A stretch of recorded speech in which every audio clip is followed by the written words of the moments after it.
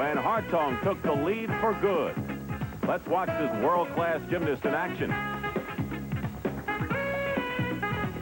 Utter concentration for Jim Hartung, who has won virtually everything this year, and he capped it all with this brilliant dismount.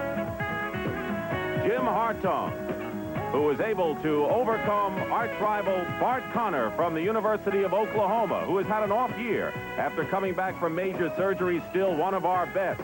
He had a chance to overtake Hartung with a solid performance on the high bar. But this fall ruined any chances Conner had of winning. So the rivals, Hartung and Conner, go at it again today in the U.S. Individual Championships.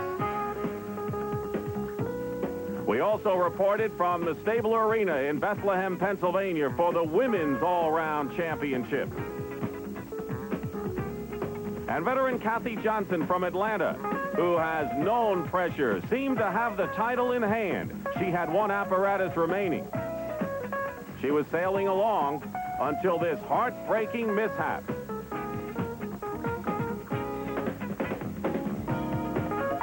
That opened the door for 15-year-old Tracy Talavera, who now trains out of Eugene, Oregon. Tracy has had a long list of triumphs, but she has never been able to win the U.S. all-round title. So she had a chance on the uneven bars. On the threshold of victory, Tracy Talavera captured her first all-round crown. That was the story in the all-round. Today, a CBS Sports Special, the U.S. Men's and Women's Individual Gymnastics Championship.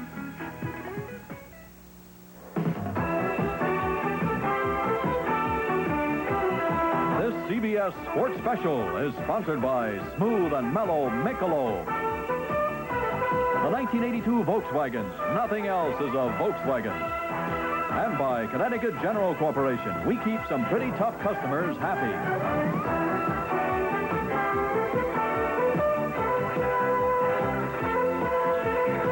Devaney Sports Center in Lincoln, Nebraska for the 1981 U.S. Men's Gymnastics Championships. And this arena is aptly named for Bob Devaney, longtime football coach and current athletic director at the University of Nebraska, a Big 8 powerhouse in many sports, including gymnastics, where the Cornhuskers have won 3 consecutive NCAA championships. Hello again, everyone. I'm Dick Stockton. John Tesh will be reporting from the gym floor, and this is Peter Corman, who won a bronze medal for the United States in the 1976 Olympics. And today, Peter, we will crown the 6 individual champions in the various apparatus in the men's competition. Jimmy Hartung is the defending champion on 3 of them, Phil Cahoy in another. So there you have that Cornhusker influence in this competition. But last year at Ohio State, Bart Conner, one of the top American gymnasts, did not compete because of injury, and those injuries are bothering him again. That's right, Dick. Bart is coming off a major surgery on his arm, and he has a torn hand and a very tender ankle. So unfortunately tonight he's only going to be able to do 2 events, the pommel horse and the parallel bars, but he's retaining world champion on the parallel bars, and he's a tremendous performer on the pommel horse, so he should show us some good exercises. And you know, Peter, we're going to see some new faces as well. 16-year-old Chris Riegel, for example, from Reading, Pennsylvania. He is really one to watch, blossoming in the gymnastics world. He has his own fan club in Pennsylvania, 2,500 people, and a lot of those young girls, so he's really one to watch. He is one to watch. His gymnastics is something to watch, too. Chris is a tremendous athlete, and he's going to go a long way. The current standings in the floor exercise, Jim Hartung is the leader. It's been a strong event for him, Peter, but he's never won it. You have won the floor exercise, so what does he have to do to win? Well, he has to hit the 2 opening runs he has. The first one coming up, a full twisting double somersault. Very complicated because he's twisting and somersaulting at the same time. There it is. Very good landing. He's on his way now. In this second tumbling run, a 1.5 twist to his hands and rolling out. Right there. Very good. Hartung is the 9th-rated world gymnast, and when you consider all the superb Russians and Japanese competing, that's quite an honor. Now, this press is critical for Jimmy, too. It keeps his body straight. Most performers either bend their arms or their hips right up. Boy, he looks great.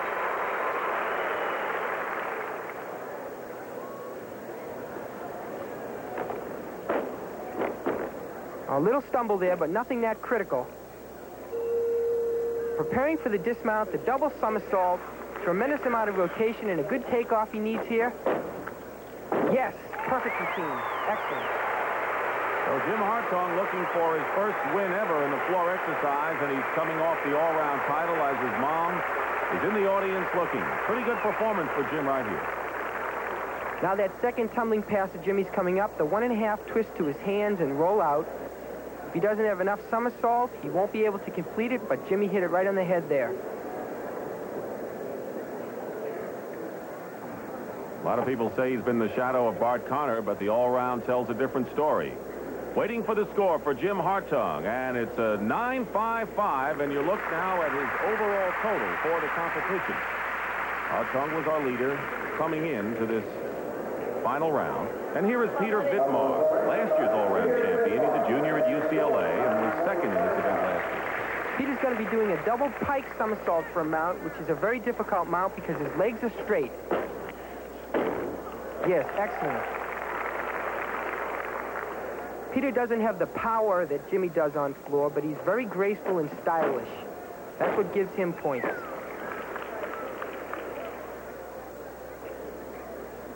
His strength move now. A V-seat pressed to a handstand. Your feet are not allowed to hit the floor there, and he had plenty of clearance. Peter's two coaches, Art Sherlock and Makoto Sakamoto, have both been past Olympians, and their experience is really rubbing off on Peter. As you can see, he works with a tremendous amount of confidence. And he also looks like the prototype Southern California, doesn't he? Yes, he does. His dismount will be the same as Jimmy's, the double tuck somersault. Needs a lot of rotation. Sometimes the performer may be a little tired here, so he has to dig in and get that reserve strength. And there it is, a great exercise by Peter Vidmar. Part of a pretty solid aggregation from UCLA. Peter Vidmar gets congratulations from the other competitors here. Only in distance. And a 9.6 for Peter Vidmar, not good enough to take over the lead from Jim Hartung. So the man who won the all-round, competing and before the home fans, keeps it going as he wins the floor exercise. So the final standing, so Jim Hartung leading. We'll be back with the pommel horse in just a minute.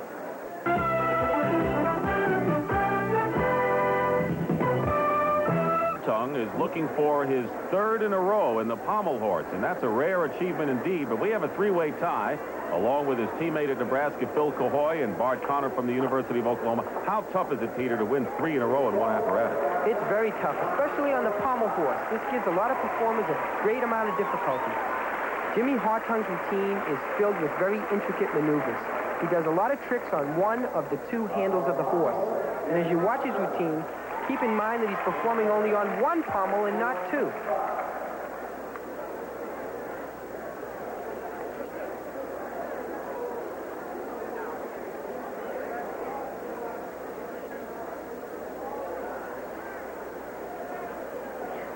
There he is on one handle of the horse. And over to the other one, and he stays on there. Very difficult. The balance is critical there. If he leans forward or backward too much, he'll fall off. And into a scissor sequence. This angle on the horse makes you feel like you're right up there performing the routine with him. Dismount. Great routine by Jimmy, just perfect. So Jim Hartung is looking for his second individual title in a row. You saw him win the floor exercise, and of course he has his fans at the University of Nebraska watching him. And here he is doing some of that one pommel work and breaking into his scissors, a required movement on the pommel horse. You can see the extension and height that Jimmy's after here. This is what scores well in the minds of judges. Of course, we remember the Thomas Flair with Kurt Thomas performing.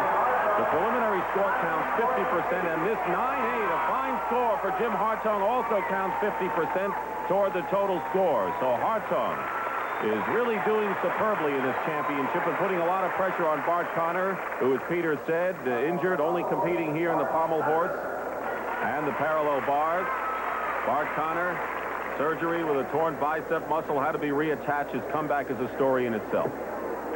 Bart's routine on the pommel horse is not as difficult as Jimmy's, but he is smooth as glass. He flows through the routine like it's a song. Preparing for his scissor motions now. There's that comic sweater. There it is, yep. As you can see, Bart keeps perfect rhythm throughout the entire routine. And this is another way you can get points in gymnastics. Getting ready for the dismount. A lot of height required here. Very good routine. Bart Connor, who 2 years ago won the World Cup at this event. You can't do much better than that. One of the top international competition, along with the Olympics, perhaps. And you're seeing his move on the pommel horse. Here's Bart doing his scissor sequence. As you can see, just like Jimmy did, Bart gets a lot of amplitude on these. His toes are perfectly pointed and his legs are straight. A slight leg break there could give him deductions, but Bart works tremendous. All right. He seems pleased with his performance. His score 9.75, so he won't overtake Hartung, who takes over the lead right now. But keep in mind, we had a three-way tie here in this pommel horse, and the two teammates in Nebraska, Hartung and Phil Cahoy. Cahoy ready to go, and their friendship goes back to when they were kids. Here's a report from John Tesh. Jimmy Hartung and Phil Cahoy. Even as young children, these two were just inseparable as friends and as athletes. And very successful athletes they were, even back then. The trophies and the blue ribbons crowded their shelves. For Jimmy Hartung and Phil Cahoy, the training for the two began here in Omaha at the Sokol Gymnasium. For Jim and Phil, it was their earliest playground. A child at 5 years old can make any place a playground, and that's pretty much what it is. You have fun. It's just like going out on the playground and being with other kids. You're with other kids in the gym. That's where Jim Hartung and myself, that's actually where our childhood was spent, and I don't feel deprived at all. The Junior Olympic meets really got me motivated. The first one I went to, I was kind of awed by all the great gymnasts there, and I ended up second in the competition, and after that I said, well, I think I really got a good chance to perform well for our country, so that's, I think, when I really started training hard. And you can see it, these youngsters do train long and hard. Some start as early as age 4, learning the basics from one of the masters, Phil Cahoy Sr. But the question, just what can you teach a youngster about gymnastics? Just be aware of his body and aware of what it's like to be upside down, and just body awareness. And once they learn that, it's easy to go on to learn handsprings and the rest of the things that you have to know where you're at when you're upside down. Each day, the simple basics and then some tough aerobics. You watch these kids, you look at their faces, puffing and straining, and you wonder if they wouldn't rather be outside playing stickball or touch football. Are there times when you'd rather be outside rather than being in the gym? No. Why? Because I like working out a lot and like concentrating on things, and like our routines and that, get them down pat straight. Do you think that someday you're going to be a star? Yes. What does your girlfriend think of you as a gymnast? Well, she thinks I'm pretty hot. And someday they hope to be as hot as Phil Cahoy, entering his senior year at Nebraska. He was third last year in this pommel horse event, and I've got to ask you, Peter, as he gets set to mount, he's got exceptionally long legs. Does it help or hinder him on this pommel horse? It really helps him because it makes him create a lot of speed with his body, and this is important on the pommel horse. As Phil gets swinging, you can see how powerful he looks.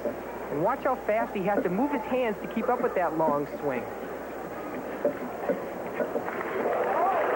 Wow. Boy, Phil looks great here. And the long legs also help on the scissors because it looks very impressive when he lifts those legs up in the air. Getting ready for the dismount sequence. Uh-oh, off balance there. And that's what I meant about being off balance, leaning too far forward. Couldn't quite stay on. He gets the ovation from the crowd, including his parents looking on. No reaction from his dad. Let's see what happened here. Well, this is one of those one pommel movements. Phil leans too far forward, can't stay over the horse, and he did a very good job just by not falling off. Well, we started with a three-way tie, and it's been broken as Phil Cahoy sees a 9-4-5 posted. So that means Jimmy Hartung has won 2 apparatus in a row, and he's won this event 3 straight years, so he can just about take home the trophy. We look at the final standings. In the pommel horse, Jim Hartung wins it, Connor second, Cahoy third. Rings is coming up, and Hartung excels there. We'll be back. A coach at the Naval Academy, and the rings competition shows Jim Hartung with a lead over Peter Vidmar. Hartung has been brilliant in this competition, but Vidmar in second place trying to move up right now from UCLA. Peter has a very exciting ring routine filled with a lot of original parts. He swings well both directions, forward and backward. And notice he never bends his arms. That's one thing to look for in the ring. Straight arm swing. Here comes one unique sequence. He swings down, does a front somersault, followed by another front somersault. There's one. There's 2.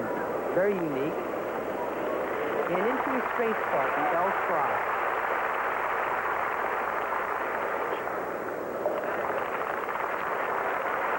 Press into the handstand, a required motion on the rings. Preparing for a dismount now. Peter does a full twisting double somersault. Perfect. Peter Vidmar trying to break the string of victories by Jimmy Hartung in the floor exercise and the pommel horse. And a fine performance in the rings right now, and he knows Hartung's going to come on strong. Closely knit group, the competitors here in this championship. And now we're going to get another look at that unique sequence of Peter's. The whip it, and followed by another whip it. Right into his cross. Very nice. That takes incredible strength. Yes, it does. The score for Peter Vidmar, 9-6-5 for the fellow who likes to surf in his spare time. But unquestionably, the most dramatic story in this competition is the story of Mark Casso from Syracuse, New York, a sophomore at UCLA, who's lucky to be here, in fact, lucky to be alive, coming off a near tragic injury in which he broke his neck while practicing on the floor exercise. Last year, he attended the competition as a spectator, went through rehabilitation, hoped he could compete again. He worked out with the neck brace, and he's back. John Tesh. What were your feelings as you were on your way to the hospital? I blew it. I said I want to be in a wheelchair for the rest of my life. Then, when it all came back, it was great. It was just, I got another chance at life, you know. And when you're competing now, is there fear for you? Well, there was a lot of fear in coming back. I had a lot of head problems. I was scared about everything. What about for the events this afternoon? What do you hope to do? Well, I came into this meet. I didn't have any... my big goal was just to get here. My goal wasn't even to get here. My goal was to get back into the sport. So I didn't have any pressure on me in this meet. I was just happy to be here. Really happy to be competing with these guys. And so I don't have any goals. I'm just going to go out there and have fun. Boy, that comes from the bottom of his heart. John Tesh talking with Mark Casso, who's getting set to compete on the ring.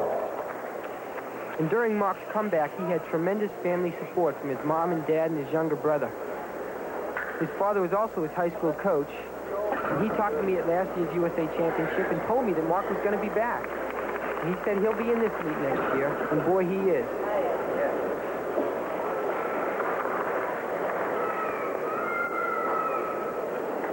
Mark's one of our better younger performers on the rings, and there he's doing an Olympic cross. Very difficult strength movement. Pressing to the handstand now, another strength part. And preparing for his full twisting double back dismount. Very good routine by Mark Casso. Mark Casso with a smile on his face and the thoughts that must be going through his mind here in this competition. Determined to come back this year and compete. Meanwhile, Jim Hartung, who has captured 2 titles in the floor exercise and the pommel horse, practically owns this apparatus, getting set to compete himself and trying to make it 3 in a row. Mark Casso's score goes up. 9-4-0. You know, it really doesn't matter. This is an incredible story of perseverance and determination. Mark Casso. But now, in the competition, Jim Hartzell, who's 9-8, took the lead for good in the all-round championship. Jimmy's ring routine can go down in the books as a classic. He combines forward and backward swing with a great strength element and a tremendous dismount. He's just the perfect performer, solid as a rock on the rings. What makes him so good in this? Well, he has a tremendous amount of difficulty, like right there, the planche hold. Very difficult. And now watch him swing up and down into the handstand.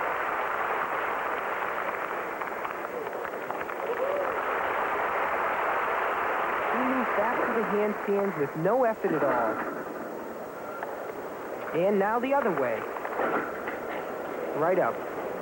Preparing for a dismount when he creates speeds of over 70 miles an hour in his feet. He'll get ready for this dismount. Body moving 70 miles an hour. Excellent routine by Jimmy Hartzell. Well, the Nebraska Cornhuskers have been a power in the NCAA championships, winning the last 3 years in a row. And Jim Hartzell continuing it along. And let's take another look at that super dismount by Jimmy Hartzell. 2 somersaults and 2 twists. Beautiful. And so the score for Jim Hartzell, it's a 9-8, and so he captures the rings to no one's surprise. Keep in mind that he had the 9-8 in the all-round as well. And John Tex is with Jimmy Hartzell right now. That's 3 in a row for you. You think you make the sweep? I don't think so. Those are my 3 favorite events, and I think it's probably a little bit downhill from here on out. But keep trying. Are you getting tired? No, not yet, but soon though. What's going to be your worst event from here, do you think? Toughest? My toughest will probably be parallel bars, but they could all 3 swing either way, so I don't know. I just have to hang out and see. Good luck, Jimmy. Thank you. He is really on a roll. Who is going to derail Jimmy Hartzell? He wins the rings. Peter Vidmar second, Scott Johnson third. The vault upcoming.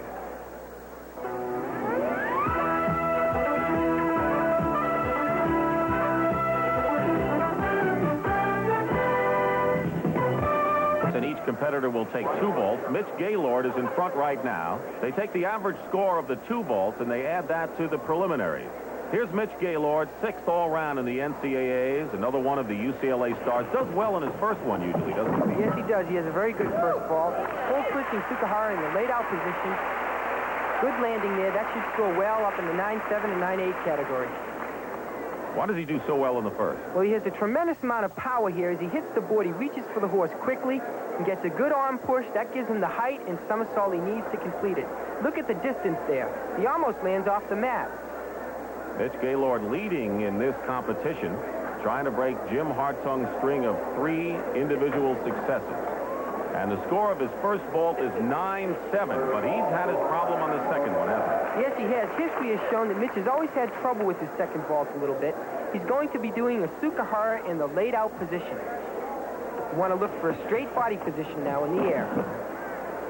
Up, little step there, and you can see he had to bend his knees a bit to get around. That won't score as well as the first vault. UCLA with their contingent here, and let's see where he might have gone awry here. As you can see, he puts his hands onto the horse, pushes off, but maybe not quite hard enough, bends his knees right there, and that's the deduction, along with the step on the landing, and that should hurt his score a bit. Keep in mind, Gaylord had a 9-7 for his first vault, and he's 9-5, so that's a 9-6 added to the preliminaries. So Mitch trying to hold on to his lead here. A great story and a great experience for 16-year-old Chris Riegel from Reading, Pennsylvania.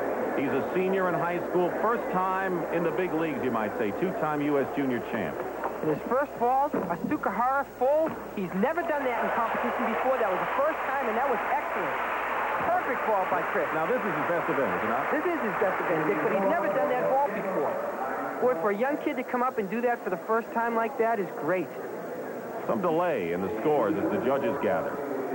Keep in mind that Chris Riegel, who has a 9.65, pretty good for the 16-year-old in his first effort, has a fan club, and the girls love him. You can see why. Chrissy's second vault now.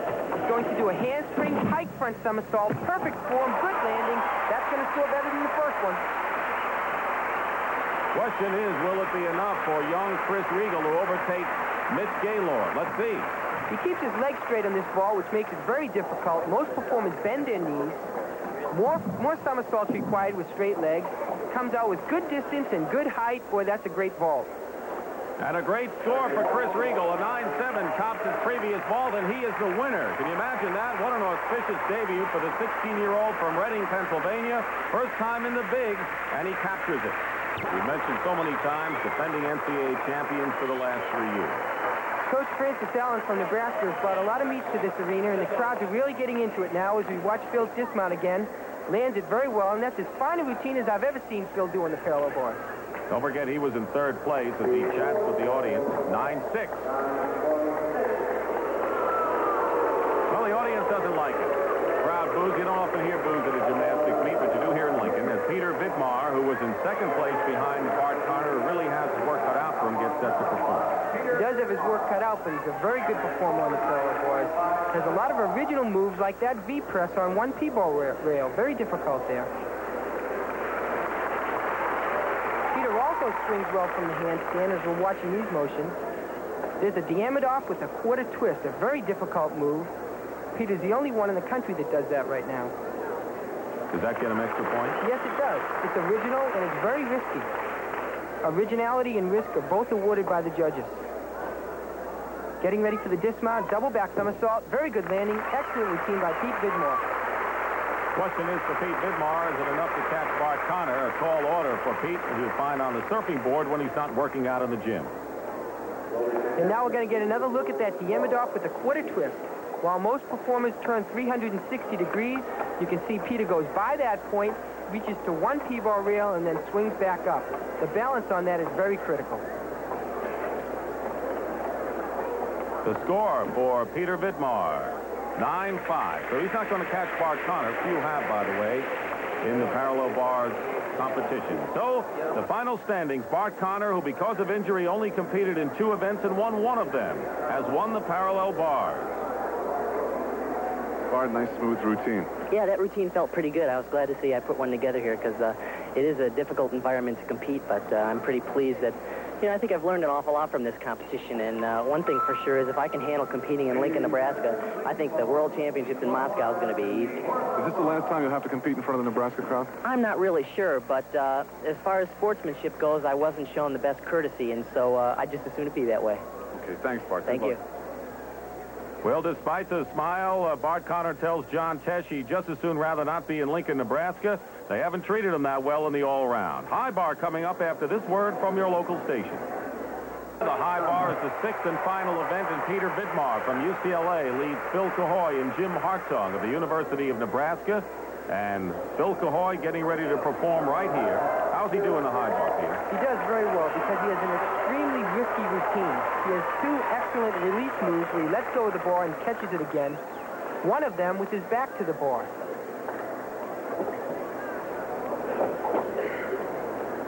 Here's the first release move, grab from the other side. And now he's preparing for that very difficult release where he does a complete flip and catches the bar again. And here it comes. Yes, that was excellent. Boy, that was as good as I've seen Phil do that, and he's moving well now. Preparing for the dismount, a full twisting double back somersault, building up the speed, twist, flip. Yes, excellent routine, Phil Cahoy. He's looking for his first title. Jim Hartung has won 3. 16-year-old Chris Regal has won 1, and Bart Connor has also won 1 title. So this is the last chance to garner one of these in the individual. And here comes that front somersault catch again. The timing on this is very important. If he lets go too early, he's going to land on his stomach and miss the bar. If he holds on too long, he's going to hit his feet on the bar, but that was just perfect. A very dangerous event indeed. One of the most dangerous you'll find, as Phil is waiting for the numbers. A good one, 9-8 for Phil Cahoy. So that puts a lot of pressure on Peter Vidmar as you look at Phil Cahoy's dad, and Vidmar knows how to handle pressure. In the all-round, he came up with a 9-8-5 to finish second. A great moment for him, but Cahoy basking in the sunlight right now. Now Vidmar. Peter was second last year in this event as well in the USA Championships, and I'm sure he'd like to tuck one more first place on himself before he leaves Lincoln this weekend. Peter, too, has 2 very intricate release moves. One very similar to Phil's, but he keeps his legs apart rather than together like Phil did.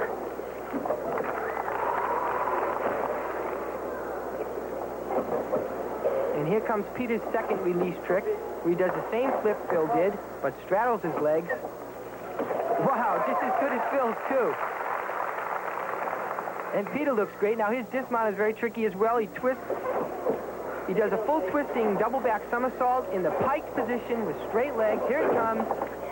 Nailed it, yeah. Excellent routine. That was great. All right, so it's coming down to the wire between Phil Cahoy and Peter Vidmar to see who can capture the sixth and final individual championship. You can usually tell from the expressions how he did. And here we come now, taking a second look at that front somersault catch the bar. Same move that Phil Cahoy did, but he straddles his legs, makes it a little easier, but Peter gets tremendous lift on this. You can see him rise up above the bar. Boy, right there. Well, that's spectacular in the true sense of the word. Peter waiting for the number. He knew it would be good. A 9-8 for Peter Vidmar. And he is a champion. Peter Vidmar finally gets into the win column here and accepts congratulations in the sixth and final event, the high bar. So Vidmar defeats Phil Cahoy with Hartung in third place. And Peter's a very happy youngster from UCLA, and he's with John Tesh now. Peter, congratulations. Thank you very much. Really good routine by Phil Cahoy. Did you think it was going to be tough competition? Oh, he always has a great routine. I mean, he's been, he's two-time NCAA champ, and he's always, way up there in high bar. So I expect him to hit, and I was just hoping I could hit. Did you try anything different? No, I just tried to perform a little better. I wanted to show off the tricks, and I felt a lot better. It's a good way to cap off the evening. Congratulations on your victory. So perhaps the story of this competition, and maybe the story of gymnastics this year, is Jim Hartung of the University of Nebraska, who's won the NCAA championship, the all-round, and this afternoon, 3 individual titles. Big story, 16-year-old Chris Riegel of Reading, Pennsylvania, won 1 title. Here's Phil Cahoy. Riegel became the youngest ever to win a USJF title, and of course, Bart Connor, marvelous as ever on the parallel bars. The story of this year's men's individuals. And our thanks to Peter Foreman, done a fine job as coach of the U.S. Naval Academy. And I'll be joined by Muriel Grossfeld for the women's individual championship, as well as the 1981 World Cup Acrobatics, taking place in Switzerland when we return in just a moment. As we show you between our gymnastics championships, the 1981 World Cup Acrobatics highlights, which was held in Wittnau, Switzerland. 12 countries competed here, and this was women's tumbling. Well, the tumbling in this sport is much, much more difficult than in my sport. So we can see here that she has lots more room to run than our gymnasts do in artistic gymnastics. So it's not so hard for her to do a full twisting, double layout somersault, which no girl has ever done in my sport. Ludmila Kromova of the Soviet Union captured that event. And Alexander Rosselin won the men's tumbling. He's world famous. He's an incredible tumbler. Here he's going to do the same trick that the young lady did, except he's going to do 2 twists, double twisting, double layout. And you can see how high he is, Dick. The spring floor tosses him a lot higher than our floor exercise mat does. It indeed is a lot more difficult than all-around gymnastics. And, of course, there are many varieties of acrobatics outside the tumbling. You're looking now at the 4-man Chinese team, which won this category. They upset the Soviet Union. In this sport, we can talk about it, they have lots of different ways of pairing together. Basically, they don't use any apparatus. They use each other. In the case of the men's 4s here, we'll see all 4 men involved in the tempo routine that they're doing here. Basically, they build their difficulties by showing movements with flight. There's a typical flight movement. And here he comes back forward with a 1.5 handstand being caught. And now we see the 4th young man doing some movements here to stay involved. They're allowed to use, and in fact encouraged to use tumbling motions together, which we've seen them do. And the Chinese, I've been noticing, are bringing some of the same things to sports acrobatics they've been bringing to artistic gymnastics. I've noticed here that their music is very playful, and that in a sense they are working very hard to get the audience involved in what they're doing. I don't think any other country in gymnastics has made this strong an attempt. I think it's one of the reasons why in the last 3 years, in both sports, the Chinese have been so successful. Audiences do like them. And the Chinese were certainly the story of this 1981 World Cup Acrobatics Championships because they've been only competing on the amateur level for 3 years, Muriel, the Soviet Union since 1939, yet they won this event and actually won more medals than the Soviet Union. A great breakthrough for the Chinese. Yes, it is, and I think they're going to climb to the top faster in this sport than in mine because the kinds of things that are involved in sports acrobatics, street tumbling, so to speak, balancing, holding each other up, they've been doing that in China probably for so long that I couldn't even guess the date, for thousands of years. We have seen the Americans in this kind of competition, but we're really looking at the world's best. You really are, and there is quite a difference, although I think in our country, our problem is to get more people to participate. In China, thousands of people are involved in this sport. In our country, we are still at the stage of having to tell people the name of this sport. All right, you're looking at the championship 4-man Chinese team. And we thought we would show you what happened at the World Acrobatics Cup Championships. Well, Muriel and I covered the U.S. Women's Individual Championships at Bethlehem, Pennsylvania, and we'll come back with the 4 apparatus at stake when we return in a moment.